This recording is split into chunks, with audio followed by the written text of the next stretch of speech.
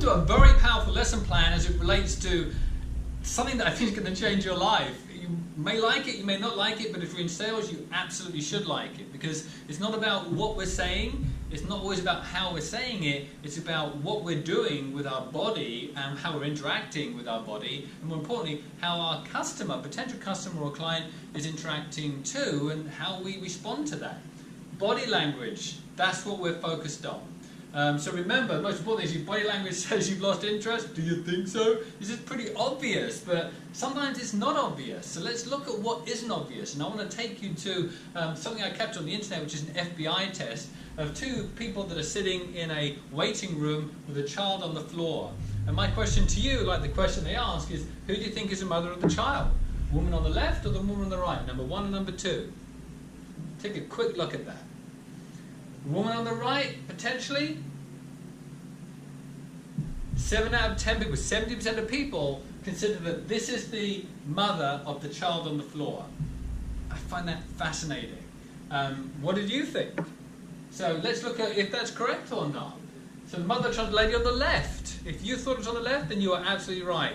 If you're on the right, then let's look at what you are missing. So when you look at what's happening here, only 30% of the people felt this was the right person intuitively, and those people were seeing these elements. The fact that this woman on the left is sitting so that her legs are directed to the child, obviously making sure that they're supporting and comforting the child. This position reflects the natural drive of a mother to protect her child. The woman on the left is slightly bent forward. This person is slightly bent back, so they're leaning towards the child. These are little things that you don't even realize you're seeing, but you're feeling them sometimes, and that's the detail we sometimes want to look at.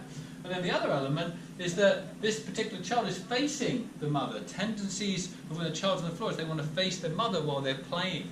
So those are things that you typically would see, sometimes unconsciously or subconsciously. And that's what I want to make sure that you're starting to be aware of, is more seeing those little things that give the ability to change the direction of the conversation that I want to make more intuitive to you. And the last thing is just like, just leaning forward from others' approval. That's exactly what's happening here in terms of why they're doing that. So again, there's an understanding. The history of body language started off with this particular guy, Francis Bacon, in the 1600s. He was the first person to develop it. It's been there around for that long. Charles Darwin, believe it or not, actually took it to a different level, where you started to link in more sort of, how sort of body language links to the, even the emotions of animals and how they link together, and then how contempt was another element that hadn't been considered when it came to body language, the expression of contentment. In 1872, he developed the first book, The Expression of Emotions in Man and Animals. So pretty interesting background. What was the tipping point of this from sort of the world of sort of just business? Started with the world of politics, actually. It was between sort of Nixon and Kennedy, and it was the very first debate that was actually being televised.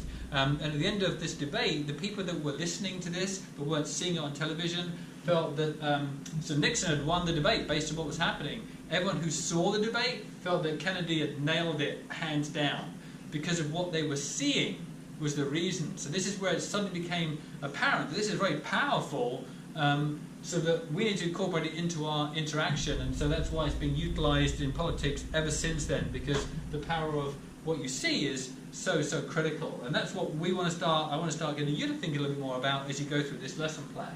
So you may or may not have seen this before, but this reinforces that a huge part of the equation in your interaction with somebody else is not about what you're saying. It's about how you're saying it and your non-verbal language. So 7% is all about what we're saying, and then if you look at this, 55% is your body language, and then 38% is the tone of how you're saying something.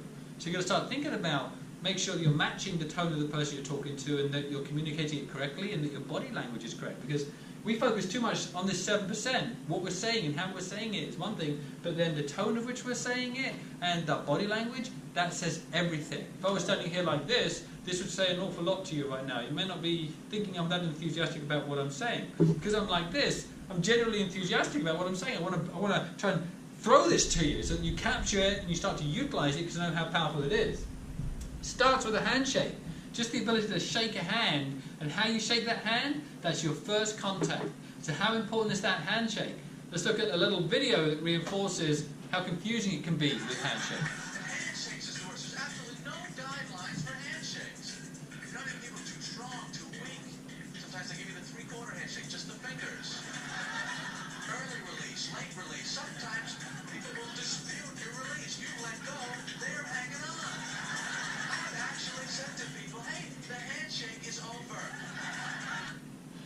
Handshake is over. So how important is a handshake?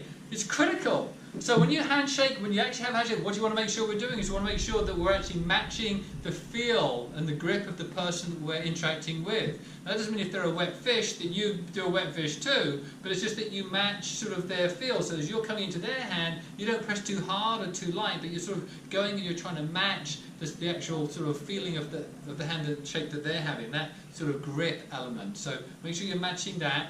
When you go to a handshake, you want to make sure a neutral handshake is when you're handshaking like this. It's completely neutral.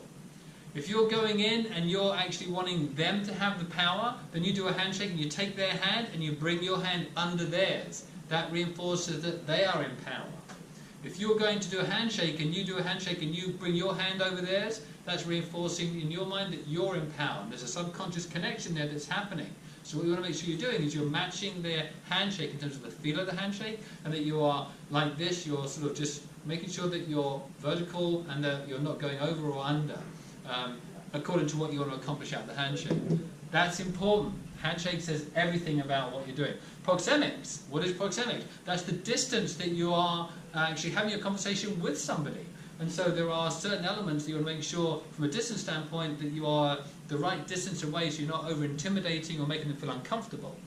And those studies have reinforced that you are absolutely going to push your client away if you are too close or if you are too far away. Too far away means that if you're not taking them seriously. Too close means that it's obviously too intense and you're in their personal zone. So what are those zone distances? The intimate is about 0 to 18 inches. So if I'm here right now, then I'm pretty intense on you, pretty intimate. If I'm here, I'm there like at 1.5 to 5 feet, then I'm more in my sort of personal zone. You're feeling more comfortable, I hope. If I start to come back here, and I'm talking to you back here right now, then you're thinking like, man, what's going on right now? And I don't want you thinking what's going on right now. So again, the right distance is everything. Just consider that when you're having your interaction with the person you're talking to.